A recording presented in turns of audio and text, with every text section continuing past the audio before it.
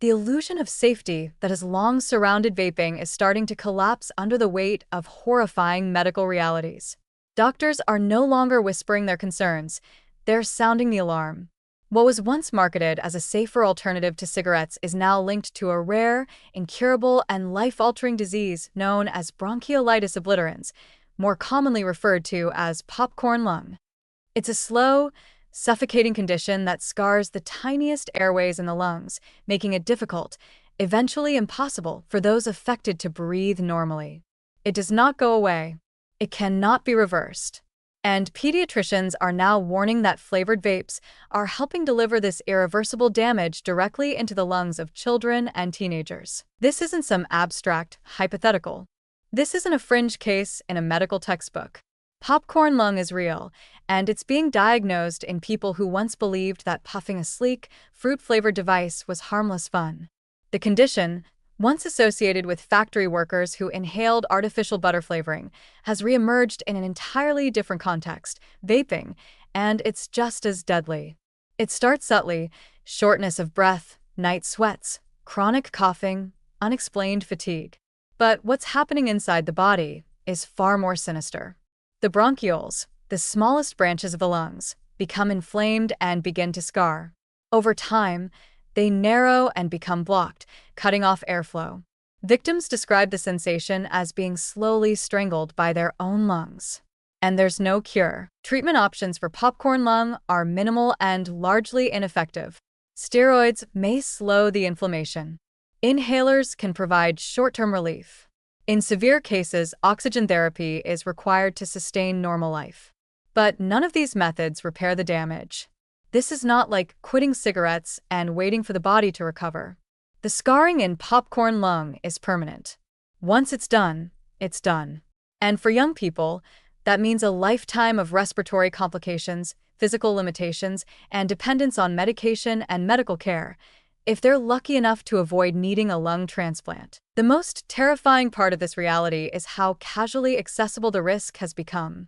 Flavored vape products, often packaged to look like candy or toys, are everywhere. They're marketed on social media with pastel colors, fun names, and influencers promoting them as cleaner, or better, alternatives to smoking.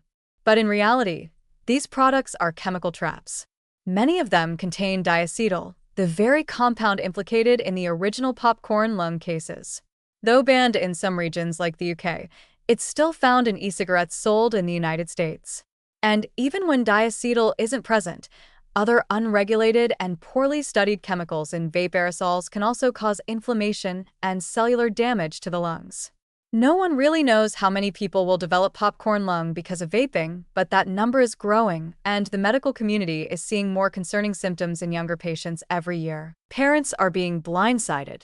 Teenagers are buying vapes at corner stores, online, or through friends. Many of them use them in secret.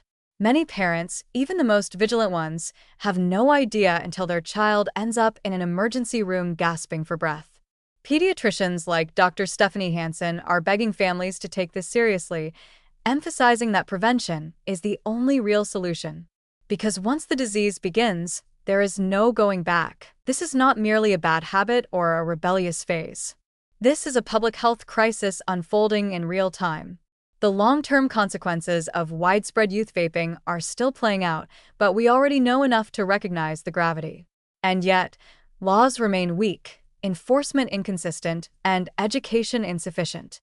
Vapes remain shockingly easy for minors to access, despite mounting evidence of their dangers.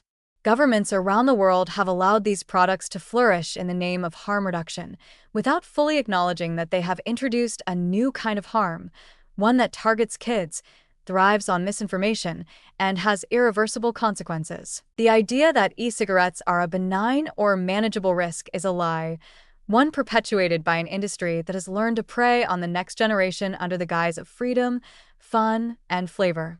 In reality, these devices are silently reshaping the health of a generation, one breath at a time.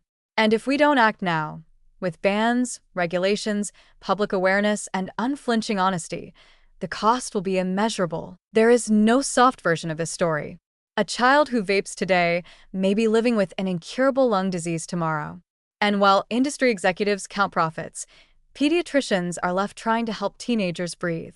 That is the price of complacency. And it's a price we should never have allowed children to pay.